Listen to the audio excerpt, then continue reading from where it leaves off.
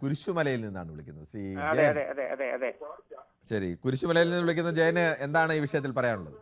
ചേട്ടാ, അത് നമുക്ക് ലൈവ് കൊടുക്കാൻ പറ്റുമോ? സംസാരിക്കാൻ പറ്റുമോ? ലൈവിലാണ് പോകുന്നത് ശ്രീ ജയൻ. ആദ്യമായിട്ടാണോ താങ്കൾ പൊതുവേദിയിൽ വിളിക്കുന്നത്? ഓക്കെ, താങ്ക് യു ചേട്ടാ, താങ്ക് യു ചേട്ടാ. ഞാൻ ഒരു കാര്യം ചോദിക്കട്ടെ. ഇപ്പം ഷാവി പറമ്പിൽ അദ്ദേഹത്തിന്റെ തലയിലടിച്ചെന്നല്ലേ പറഞ്ഞത്? ഹലോ, കേൾക്കാമോ? കേൾക്കാൻ പറഞ്ഞോളൂ, താങ്കൾ പറഞ്ഞു, തുടർച്ചയായി പറഞ്ഞു. ഓക്കെ, അപ്പൊ അദ്ദേഹത്തിന് തലയിലടിച്ചെന്നാണ് പറഞ്ഞത്.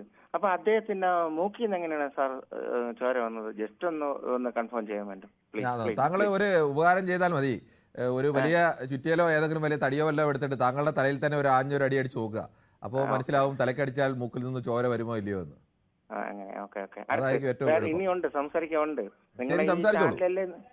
ഇത്തരം സംശയങ്ങളാണെങ്കിൽ ഇനിയും ചോദിക്കാം. ഓക്കെ ചേട്ടാ. അപ്പൊ അത് ഇപ്പൊ അവിടെ ആ വിഷയം വന്നു, പ്രശ്നമായി. ഓക്കെ, അപ്പം ഈ ഷാവി പറമ്പിൽ ഇത്ര ദൂരത്ത് നിന്ന് അവിടെ അങ്ങ് വരേണ്ട കാര്യം എന്താണ് വിഷയം? ഇപ്പൊ അടുത്ത് വേറെ ഒരു കാര്യം കൊണ്ട് ഞാൻ നിങ്ങളോട് ചോദിക്കാറുണ്ട്. ഇപ്പൊ പിന്നെ ഈ മറ്റേ രാഹുൽ മാങ്കൂട്ടം ഉണ്ടല്ലോ, അറിയാലോ ചേട്ടനെ? ഹലോ, പറഞ്ഞോളൂ. ഓക്കെ ചേട്ടാ. അപ്പം ഈ ഷാവി പറമ്പിന്റെ ഒരു വിഷയം വന്നു. അത് കാര്യങ്ങളെന്ന് എനിക്കും അറിയാം, നിങ്ങൾക്കും അറിയാം. സത്യസന്ധമായ കാര്യമാണ്. ആ വീഡിയോ ക്ലിപ്പും ആഡിയോ ആ ഒരു സ്ത്രീ രാഹുൽ മാങ്കൂട്ടം പറഞ്ഞ ഒരു കാര്യം വെച്ച്. അപ്പം അതിനെ മറയ്ക്കാൻ വേണ്ടിയിട്ടാണോ ഇപ്പൊ ഈ ശബരിമലയുടെ സ്വർണ്ണക്കടത്തുമായിട്ട് ബന്ധപ്പെട്ട് കാര്യങ്ങൾ വന്നിട്ടുണ്ട്. അതെന്തോ ആവട്ടെ, അത് ആര് ചെയ്താലും ശബരിമല മറയ്ക്കാനാണോ അതോ പിന്നെ രാഹുൽ മാങ്കൂട്ടത്തിൽ വിഷയം മറയ്ക്കാനോ?